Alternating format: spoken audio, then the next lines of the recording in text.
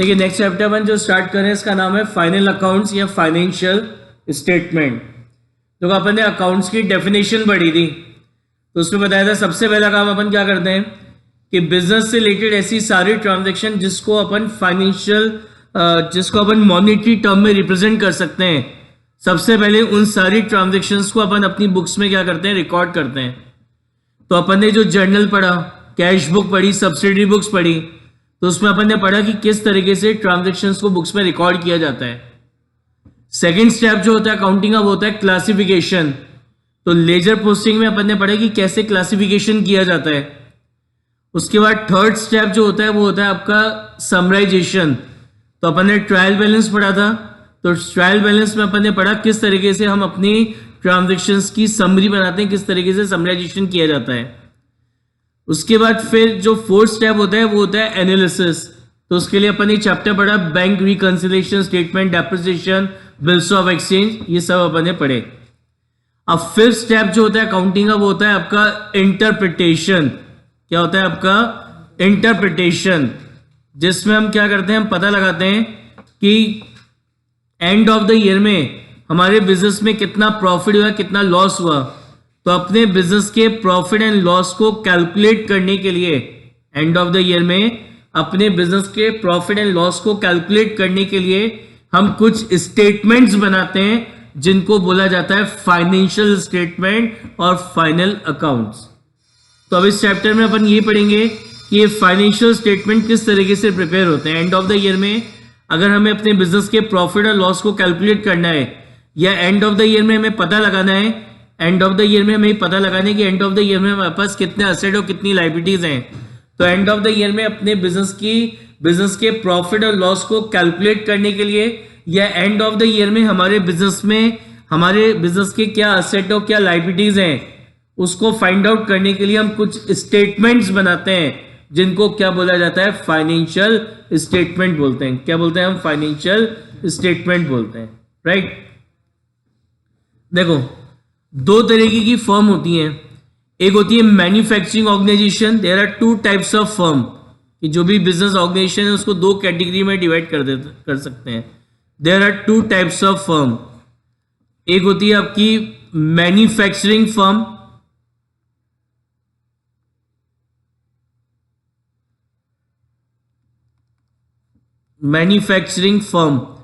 या manufacturing firm या organisation.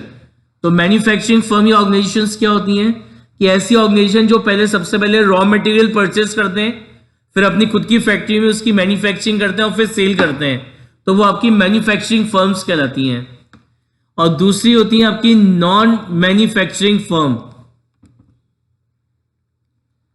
Non manufacturing firm, तो नॉन मैन्युफैक्चरिंग फर्म्स क्या होती हैं, जो बना बनाया प्रोडक्ट मतलब फिनिश प्रोडक्ट्स परचेस करते हैं और सेल कर देते हैं, तो वो कहलाती है non manufacturing firms. Non manufacturing firms का दूसरा नाम होता है ट्रेडिंग फर्म, कि जो फिनिश प्रोडक्ट्स परचेस करते हैं और सेल कर देते हैं, तो वो आपकी ट्रेडिंग फर्म्स कहलाती हैं। और ऐसी मैन्युफैक्चरिंग फर्म का दूसरा नाम होता है नॉन ट्रेडिंग फर्म, कि जो क्या करते हैं, नॉन ट्रेडिंग फर्म कौन सी होगी, जो पहले रॉ मटेरियल परचेस करते हैं, फिर उसको अपनी फैक्ट्री में उसका प्रोडक्शन करते हैं और फिर सेल करते हैं, तो वो आपकी क्या कहलाती है, नॉन ट्रेडिंग फर्म्स कहलाती हैं। तो दो तरीके की ऑर्गेनाइजेशन होती है, मैन्युफैक्चरिंग और नॉन मैन्युफैक्चरिंग। समझ में आ गया दोनों का मतलब क्या होता है। अब अपन क्या पढ़ रहे हैं, फाइनेंशियल स्टेटमेंट, उसका मीनिंग समझ में आ गया। एंड ऑफ द ईयर में अपने बिजनेस के प्रॉफिट और लॉस को कैलकुलेट करने के लिए हम कुछ स्टेटमेंट्स बनाते हैं जिनको फाइनेंशियल स्टेटमेंट या फाइनल अकाउंट्स बोला जाता है। तो जब एक मैन्युफैक्चरिंग फर्म या नॉन ट्रेडिंग फर्म के फाइनेंशियल स्टेटमेंट्स हम प्रिपेयर करते हैं, तो सबसे पहले बनाया जाता है मैन्युफैक्चरिंग अकाउंट।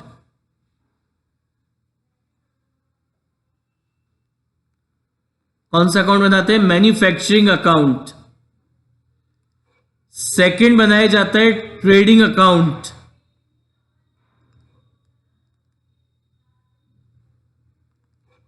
थर्ड अपन को बनाया जाता है प्रॉफिट एंड लॉस अकाउंट। तो ये 3 तो अकाउंट बनते हैं। जब अपन एक मैन्युफैक्चरिंग फर्म के फाइनेंशियल स्टेटमेंट बनाएंगे तो 3 तो ये अकाउंट बनेंगे उसके अंदर, और एक स्टेटमेंट बनता है, और उस स्टेटमेंट को अपन बोलते हैं बैलेंस शीट। उस स्टेटमेंट को अपन क्या बोलते हैं? Balance sheet. इसी तरीके से जब एक नॉन मैन्युफैक्चरिंग फर्म या ट्रेडिंग फर्म के फाइनेंशियल स्टेटमेंट्स बनाते हैं, तो इनके नॉन मैन्युफैक्चरिंग फर्म और ट्रेडिंग फर्म के फाइनेंशियल स्टेटमेंट बनाते समय 2 अकाउंट बनते हैं और एक स्टेटमेंट बनता है। कौन से 2 अकाउंट बनते हैं? सबसे पहले इसमें बनाया जाता है आपका ट्रेडिंग अकाउंट,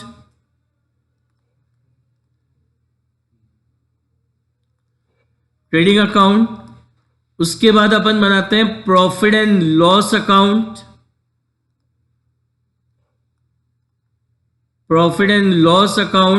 और एक अपन बनाते हैं स्टेटमेंट जिसको अपन बोलते हैं बैलेंस शीट, जिसको अपन क्या बोलते हैं? Balance sheet. तो जब एक नॉन मैन्युफैक्चरिंग फर्म या ट्रेडिंग फर्म के एंड ऑफ द ईयर में जब आप फाइनेंशियल स्टेटमेंट्स बनाओगे तो 2 तो अकाउंट बनाओगे जिनका नाम क्या होगा? Trading account and profit and loss account, और एक स्टेटमेंट बनाएंगे जिसको अपन बोलेंगे बैलेंस शीट। समझ में आ गई बात? तो अब अपन एक एक करके एक एक अकाउंट को डिस्कस करते हैं।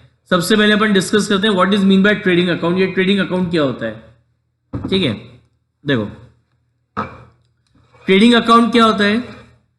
पहली बात तो ये it is a part of financial statement. ये किसका पार्ट है? फाइनेंशियल स्टेटमेंट का पार्ट है। Why this trading account is prepared? Trading account हम क्यों बनाते हैं? ट्रेडिंग अकाउंट इसलिए बनाया जाता है, इधर देखिए, ट्रेडिंग अकाउंट हम क्यों बनाते हैं कि हमने बिजनेस में जो मेन हमारी एक्टिविटी है, किसी भी बिजनेस की मेन एक्टिविटी क्या होती है?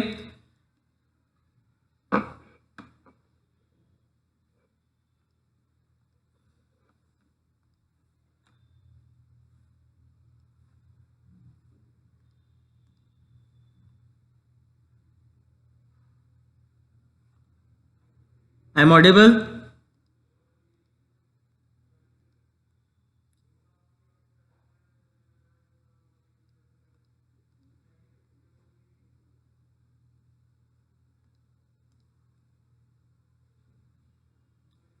I am audible now?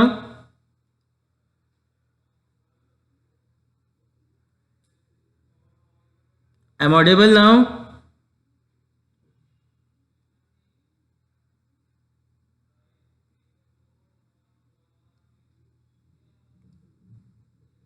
Okay, तो मैं बता रहा था why this trading account is prepared. क्यों बनाते हैं? कि हमारी जो मेन एक्टिविटी है, किसी भी बिजनेस की 2 ही मेन एक्टिविटी होती है। क्या? एक तो गुड्स को परचेज करना, जो भी हमारा बिजनेस है, और दूसरा इसको सेल करना।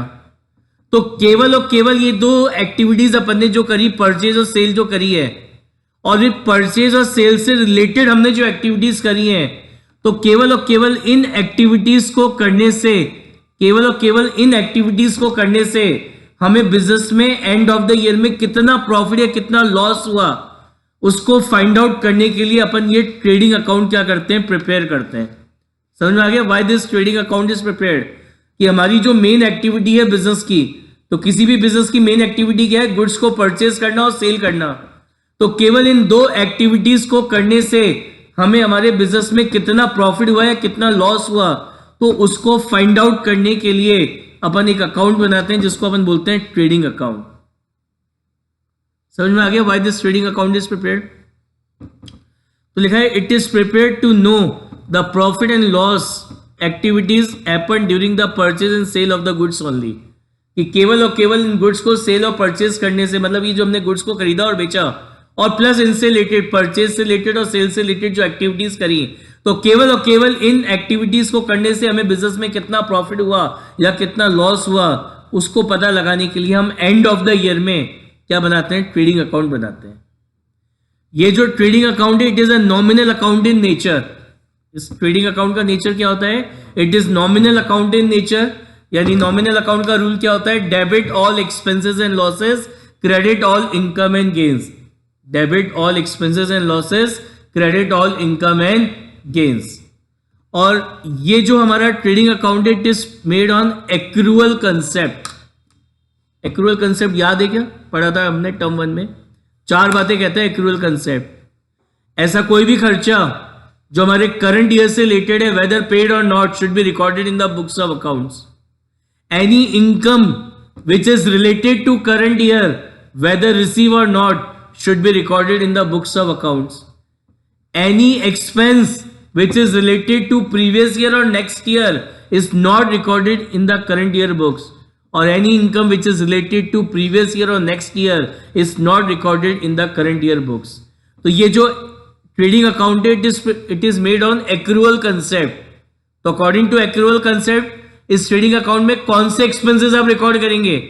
Those expenses which is related to current year, whether paid और नॉट. और कौन से एक्सपेंस रिकॉर्ड नहीं करेंगे ट्रेडिंग अकाउंट में?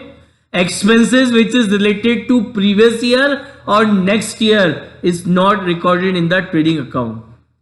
सिमिलरली अगर मैं इनकम की बात करूं तो ट्रेडिंग अकाउंट में कौन सी इनकम रिकॉर्ड होंगी? Income which is related to current year, whether receive और नॉट, चाहे मिली हो या ना मिली हो. और कौन सी इनकम रिकॉर्ड नहीं होंगी? Income which is related to previous year और next year is not recorded in the trading account. तो ट्रेडिंग अकाउंट किस पे बनाया जाता है? It is made on accrual concept. किस पे बनाते हैं हम? एक्रूअल कंसेप्ट पे ये ट्रेडिंग अकाउंट प्रिपेयर होता है. ठीक है ना? तो इसमें कौन से एक्सपेंसेस रिकॉर्ड होंगे? Which is related to the current year, whether paid और नॉट. और इनकम कौन सी रिकॉर्ड होंगी? Which is related to current year, whether receive और नॉट. और कौन से इनकम और एक्सपेंसेस ट्रेडिंग अकाउंट में रिकॉर्ड नहीं होंगे? इनकम और expenses which is related to previous year और next year is not recorded in this trading account. बताओ समझ में आ गया? क्यों बनाया जाता है वो क्लियर है क्या? What is the nature of trading account वो समझ में आ गया? इट इज अ कौन सा नेचर? Nominal account nature. और according to which concept this trading account is prepared? Accrual concept. तो एक्रूअल कंसेप्ट पे बना रहे तो कौन से एक्सपेंसेस रिकॉर्ड होंगे? करंट ईयर, चाहे पे करे हो या ना पे करे हो. और इनकम कौन सी रिकॉर्ड होंगी? करंट ईयर, चाहे रिसीव हुई हो या ना रिसीव. अगर इनकम करंट ईयर की तो वो रिकॉर्ड करेंगे. और कौन से इनकम और एक्सपेंस रिकॉर्ड नहीं होंगे ट्रेडिंग अकाउंट में? प्रीवियस ईयर के या नेक्स्ट ईयर के कोई भी इनकम और एक्सपेंस रिकॉर्ड नहीं करेंगे. Is it clear? देखो कैसे बनता है. सबसे पहले ऊपर लिखते हैं trading account for the year ended. अब क्योंकि ये trading account and of the year में बनाया जाता है, जो फाइनेंशियल स्टेटमेंट हम बनाते हैं ना वो एंड ऑफ द ईयर में बनते हैं, साल के बीच में कभी भी नहीं बनाए जाते हैं. ये अगर हमारा अकाउंटिंग ईयर एंड हो रहा है 31 मार्च को, तो ये कब बनाएंगे? 31 मार्च को बनाएंगे.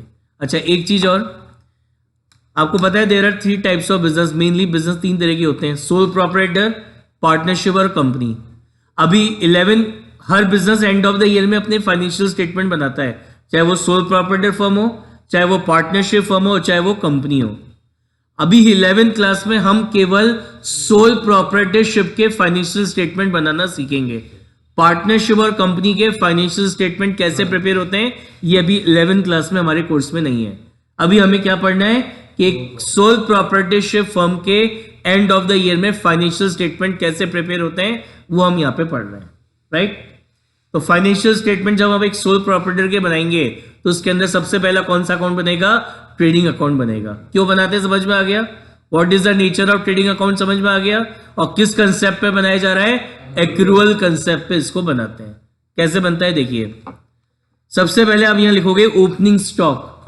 जो भी आपका ओपनिंग स्टॉक है वो आप यहां लिखेंगे. फिर लिखेंगे परचेज. याद है कि लेजर पढ़ाया था? तो लेजर पढ़ाते समय मैंने बताया था एंड ऑफ द ईयर में सारे लेजर अकाउंट क्लोज होते हैं. तो मैंने आपको बताया था जो नॉमिनल अकाउंट होते हैं उनको क्लोज नहीं करते, उनके बैलेंसेस को ट्रांसफर करते हैं, या तो ट्रेडिंग अकाउंट में या प्रॉफिट एंड लॉस अकाउंट में. तो मैंने आपको याद हो तो बताया था कि आपका जो परचेज अकाउंट होता है, परचेज रिटर्न होता है, सेल होता है, सेल्स रिटर्न होती है, और जितने भी आपके डायरेक्ट एक्सपेंस होते हैं ये सारे नॉमिनल अकाउंट के बैलेंसेस ट्रांसफर होते हैं. कहाँ पे? ट्रेडिंग अकाउंट में. तो बस ये वहीं से वो बैलेंसेस यहाँ पे लिखे जा रहे हैं. तो आप यहाँ लिखोगे टू परचेज अकाउंट. फिर आपकी सेल्स रिटर्न है तो वो यहाँ पे आएगी सेल्स रिटर्न. सेल्स रिटर्न का दूसरा नाम क्या होता है? Return inward. और फिर आते हैं यहाँ पे डायरेक्ट एक्सपेंसेस. अब ये इंपॉर्टेंट है एक्सपेंसेस का. There are 2 types of expense. एक होते हैं डायरेक्ट एक्सपेंस और एक होते हैं इनडायरेक्ट एक्सपेंस. तो जितने भी डायरेक्ट एक्सपेंस है it will be recorded in the trading account, और जितने भी इनडायरेक्ट एक्सपेंस होते हैं that will be recorded in the profit and loss account. अब बात आती है कैसे क्लासिफिकेशन होगा डायरेक्ट और इनडायरेक्ट में एक्सपेंसेस का। कोई भी खर्चा सामने दिखे ना, केवल एक ही चीज दिमाग में सोचनी है, वो क्या कि बोले ये खर्चा प्रोडक्ट बनने के पहले हुआ है या बाद में हुआ है। तो अगर आपको लग रहा है बोले ये खर्चा प्रोडक्ट बनने के पहले हुआ है, तो खर्चा अगर प्रोडक्ट बनने के पहले हुआ है इट मींस वो हमारा डायरेक्ट एक्सपेंस है। वो हमारा कौन सा एक्सपेंस है? वो हमारा डायरेक्ट एक्सपेंस है। फॉर एग्जाम्पल, प्रोडक्ट बनने के पहले रॉ मटेरियल खरीदेंगे, बनने के बाद थोड़ी खरीदते हैं, पहले खरीदा जाएगा ना। तो रॉ मटेरियल को परचेस करने में जो भी खर्चे हो गए, अगर रॉ मटेरियल सपोज करो आसपास से कहीं से मंगवाया आपने, तो आपने कैरेज ऑफ फ्रेट पे करा होगा। तो ये कैरेज ऑफ फ्रेट जो आपने रॉ मटेरियल खरीदते समय पे करा, तो रॉ मटेरियल खरीदते समय जो कैरेज ऑफ फ्रेट आपने पे करा है, तो ये खर्चा प्रोडक्ट बनने के पहले ही हो गया, it means it is a direct expense. आप रॉ मटेरियल शिप से मंगवा रहे हैं, तो शिप कहाँ पे होता है? पोर्ट बनता होता है, बंदरगाह, वहां पे आपको डॉक चार्जेस पे करने पड़ते हैं बंदरगाह पे, DOCK डॉक चार्जेस। तो पोर्ट पे आपको है ना, अगर आपका रॉ मटेरियल आपने शिप से मंगवाया है, किससे मंगवाया है? शिप से मंगवाया है, तो वहां पे आपको क्या पे करने पड़ेंगे? डॉक चार्जेस पे करने पड़ेंगे, DOCK डॉक चार्जेस पे करने पड़ेंगे। तो ये खर्चा भी कब हुआ? प्रोडक्ट बनने से पहले, तो it is a direct expense. आपका रॉ मटेरियल बाय प्लेन आ रहा है, आपका रॉ मटेरियल कैसे आ रहा है? बाय प्लेन आ रहा है। तो बाय प्लेन अगर रॉ मटेरियल आ रहा है तो एयरपोर्ट पे क्लियरिंग चार्जेस पे करने पड़ेंगे, तो ये खर्चा भी प्रोडक्ट बनने से पहले हो गया, तो it is a direct expense. आपका raw material out of India से आ रहा है, इंडिया के बाहर से, तो फिर वहां पे आपको इंपोर्ट ड्यूटी देनी पड़ेगी, तो ये खर्चा भी प्रोडक्ट बनने से पहले हो गया, तो it is a direct expense. ठीक है ना। प्लस फैक्ट्री से रिलेटेड जो भी खर्चा होता है, आपकी फैक्ट्री से रिलेटेड जो भी आपका एक्सपेंस होता है, ऑल आर डायरेक्ट एक्सपेंस। मतलब फैक्ट्री के अंदर जो वर्कर्स काम करते हैं, इधर देखो, फैक्ट्री के अंदर जो वर्कर्स काम करते हैं तो उनको अपन वेजेस पे करते हैं, तो it is a direct expense. Factory का रेंट, फैक्ट्री का इलेक्ट्रिसिटी का बिल, मतलब फैक्ट्री से रिलेटेड जो भी एक्सपेंस होगा, फैक्ट्री के अंदर क्या होगा? आपका फ्यूल, फ्यूल का यूज होता है, फैक्ट्री के अंदर यूज होता है, तो fuel is a direct expense. मतलब फैक्ट्री से रिलेटेड जो भी खर्चा होगा, ऑल आर डायरेक्ट एक्सपेंस। तो ऐसे खर्चे जो प्रोडक्ट बनने के पहले इंकर्ड हो रहे हैं, ऑल आर डायरेक्ट एक्सपेंस। कहाँ लिखेंगे? उनको अपन ट्रेडिंग अकाउंट में लिखेंगे। समझ में आ गई क्या बात? अब क्रेडिट साइड में क्या आएगा? सेल, जितनी भी सेल हुई है ड्यूरिंग द ईयर वो आएगी। उसके बाद यहां पे परचेज रिटर्न आएगा। अब क्लोजिंग स्टॉक, ये एक इंपॉर्टेंट चीज है, देखना जरा क्लोजिंग स्टॉक को। होता क्या है क्लोजिंग स्टॉक कि एंड ऑफ द ईयर में मेरे यहां पे जो भी गुड्स पड़े हैं उनकी क्या वैल्यू है, वो आपका क्लोजिंग स्टॉक कहलाता है। हम अपने क्लोजिंग स्टॉक का वैल्यूएशन करते हैं। क्लोजिंग स्टॉक का वैल्यूएशन किया जाता है, याद है कि according to which concept closing stock is valued at the end of the year? Prudence, conservatism, दूसरा नाम होता है कंजर्वेटिज्म। तो कंजर्वेटिज्म या फिर दूसरा नाम क्या है? प्रूडेंस। तो कंजर्वेटिज्म कंसेप्ट्स के अकॉर्डिंग हम अपने क्लोजिंग स्टॉक का एंड ऑफ द ईयर में वैल्यूएशन करते हैं। तो क्लोजिंग स्टॉक का वैल्यूएशन कैसे होता है? एक तरफ तो लिखते हैं कॉस्ट प्राइस और दूसरी तरफ लिखते हैं net realisable value. Net realisable value का दूसरा नाम होता है market price, whichever is lower. इन दोनों में से जो भी प्राइस हमारी कम है, विच एवर इज लोअर, उस पे हम अपने क्लोजिंग स्टॉक का क्या करते हैं? वैल्यूएशन करते हैं। तो एग्जाम में क्वेश्चन आ सकता है कि क्लोजिंग, और शायद अभी भी आया था टर्म 1 में, कि क्लोजिंग स्टॉक का वैल्यूएशन कैसे होता है? कैसे होता है? कॉस्ट प्राइस और net realisable value whichever is lower. तो इस तरीके से तो क्लोजिंग स्टॉक का क्या होगा? वैल्यूएशन होगा। अब बात आती है इसकी अकाउंटिंग कैसे करेंगे। सुनना, बहुत ध्यान से सुनना। क्लोजिंग स्टॉक की अकाउंटिंग कैसे की जाएगी?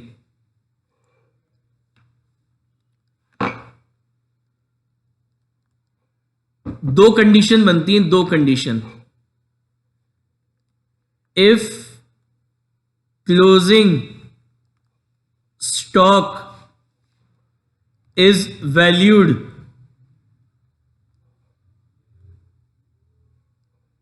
and accounted before preparation of trial balance.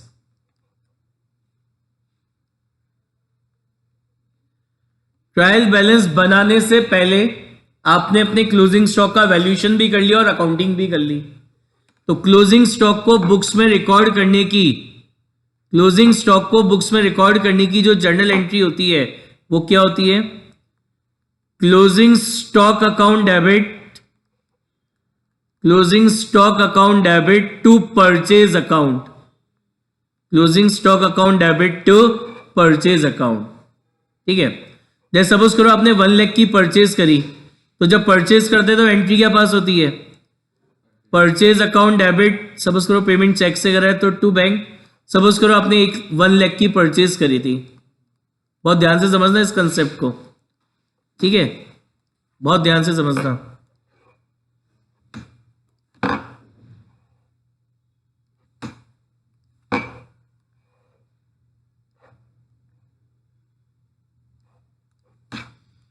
Purchase करी आपने 1 लाख की ड्यूरिंग द ईयर, तो जैसे ही आपका परचेज अकाउंट है तो परचेज अकाउंट की को डेबिट किया तो परचेज अकाउंट की डेबिट साइड में लिखोगे टू बैंक अकाउंट, कितना? 1 लाख।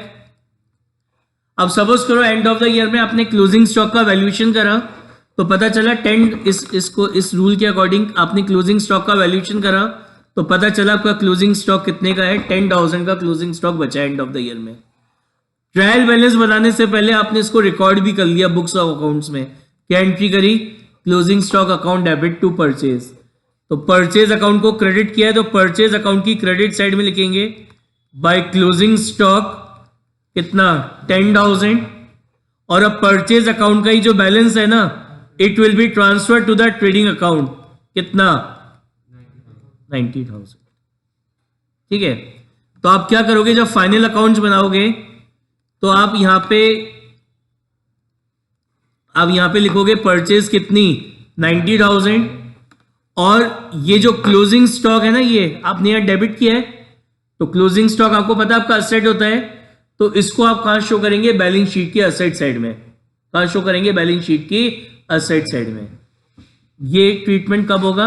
जब क्लोजिंग स्टॉक का वैल्यूएशन प्लस अकाउंटिंग कब हो गई? ट्रायल बैलेंस बनाने से पहले। समझ में आ गई क्या बात? क्लियर है? कोई डाउट? सेकंड केस है, if closing stock is valued after preparation of trial balance. कि ट्रायल बैलेंस आपने बना लिया अपना, उसके बाद आप अपने क्लोजिंग स्टॉक का वैल्यूएशन कर रहे हो, तो ये तो अब समझ में आ गया होगा कि क्लोजिंग स्टॉक का ट्रायल बैलेंस बन चुका है, क्लोजिंग स्टॉक का वैल्यूएशन ही नहीं हुआ, तो जब वैल्यूएशन नहीं हुआ तो अकाउंटिंग कैसे होगी? ये तो नेक्स्ट कॉमन सेंस की बात है कि जब तक उस चीज का अपन ने वैल्यूएशन ही नहीं किया तो हम उसकी अकाउंटिंग कैसे करेंगे? अकाउंटिंग तो होगी नहीं बिना वैल्यूएशन के। वही एग्जांपल लेते हैं, जैसे आपने परचेज करी तो एंट्री क्या होगी? Purchase account debit to bank. वही अपन ने 1 लाख की परचेज करी, अपन अज्यूम कर रहे हैं कितने की परचेज करी? 1 लाख की परचेज करी। ठीक है, अब ट्रायल बैलेंस बनने के बाद हमने अपने क्लोजिंग स्टॉक का वैल्यूएशन करा, तो सपोज करो वही वैल्यू निकली कितनी? 10,000 रुपए। तो ट्रायल बैलेंस बनने के बाद अगर आप अपने क्लोजिंग स्टॉक का वैल्यूएशन करेंगे तो उसको रिकॉर्ड करने की एंट्री होगी closing stock account debit to trading account. Closing stock account debit to trading account, कितना? 10,000। यहां क्या एंट्री हुई थी? To purchase. यहां क्या एंट्री हुई है? ट्रेडिंग। डिफरेंस समझ में आ रहा है? ये कब हुआ है? ट्रायल बैलेंस बनाने से पहले हो गया, तब तो ये करेंगे, और ट्रायल बैलेंस बनाने के बाद होगा तो ये एंट्री होगी क्लोजिंग स्टॉक को रिकॉर्ड करने की। अब इस कंडीशन में अगर आपका परचेज अकाउंट बनेगा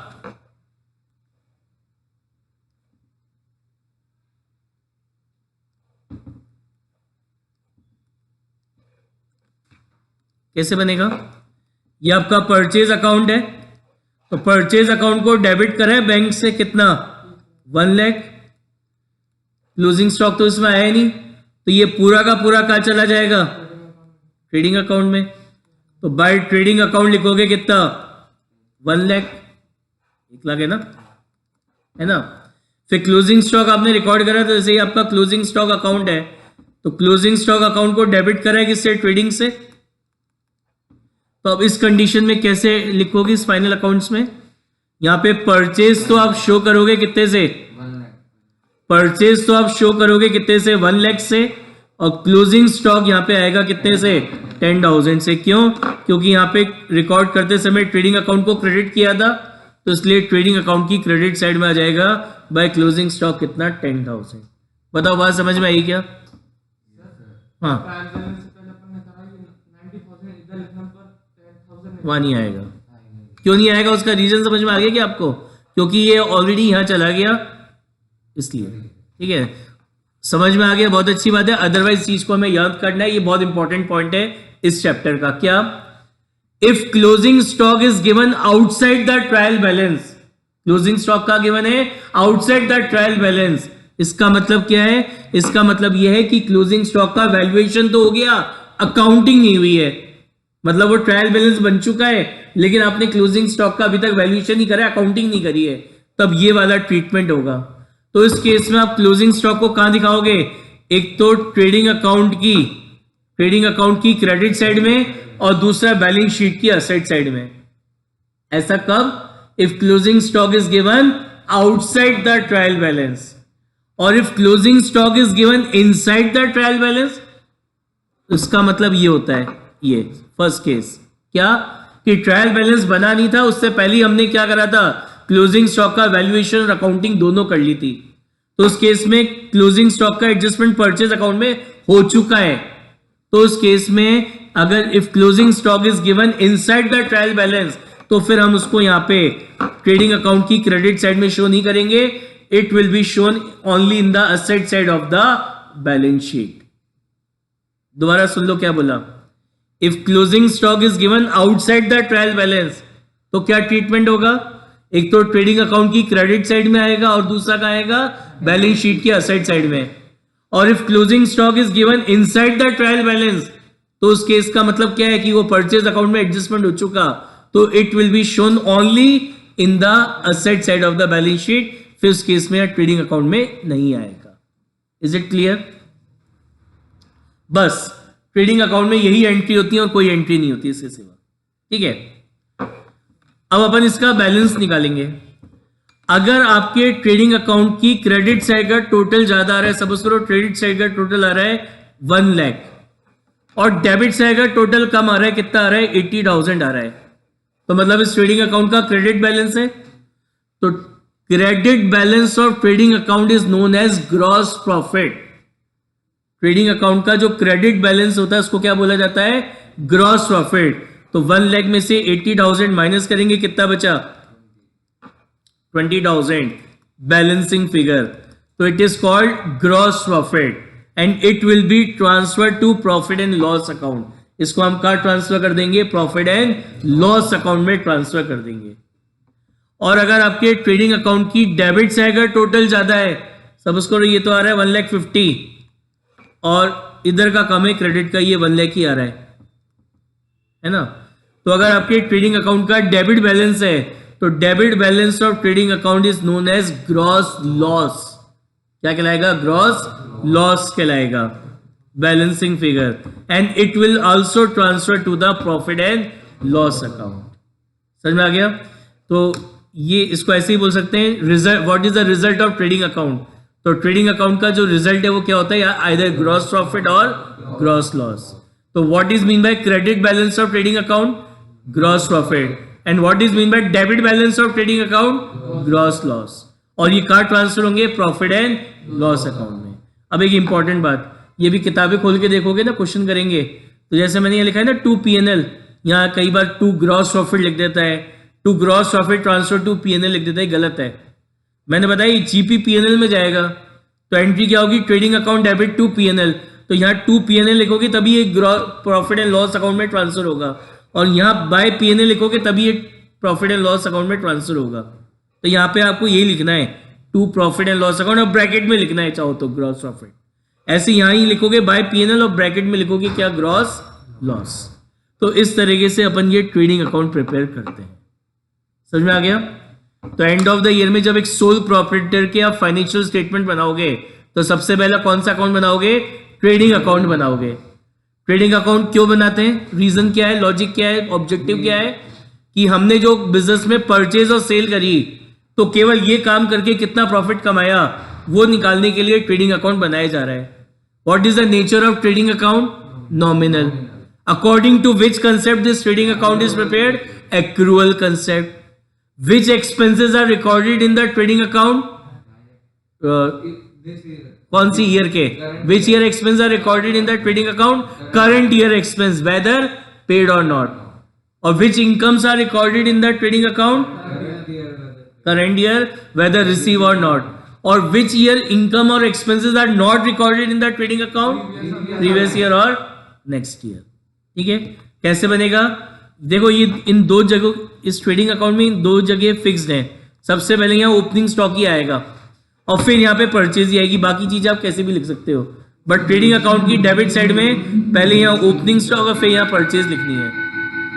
ठीक है, फिर सेल्स रिटर्न, डायरेक्ट एक्सपेंस हो गए, सेल्स आ गई, क्लोजिंग स्टॉक कब आएगा वो समझ में आ गया, if it is given outside the trial balance. फिर यहाँ परचेज आ गई, फिर इसका अपन बैलेंस करेंगे। अगर क्रेडिट बैलेंस आ रहा है तो वो ग्रॉस प्रॉफिट कहलाएगा, so it will be transfer to P&L, और डेबिट बैलेंस आ रहा है तो वो ग्रॉस लॉस कहलाएगा, it will also transfer to profit and loss account. समझ में आ गई बात?